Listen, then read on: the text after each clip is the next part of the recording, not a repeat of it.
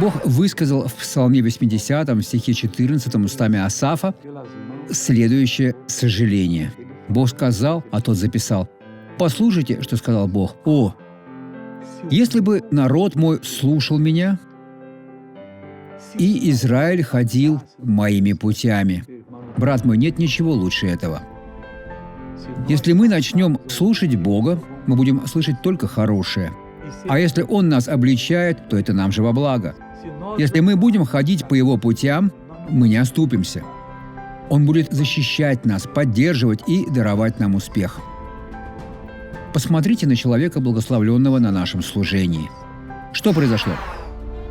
Когда мне было 15 лет, мой брат выстрелил в меня. Пуля пролетела рядом, но от звука выстрела я оглохла. Сколько лет вам сейчас? Сейчас мне 72. 57 лет назад брат вас выстрелил?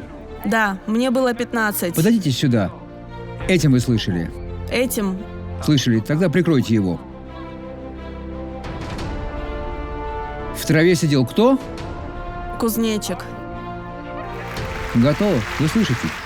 Теперь я хочу помолиться с вами, Отец. Пусть с ладони моей руки этот человек получит обещанное ему благословение. Пусть Бог его сейчас коснется, исцелит, освободит. Я обличаю все зло, что есть в жизни этого человека. Уйди. Во имя Иисуса. Аминь.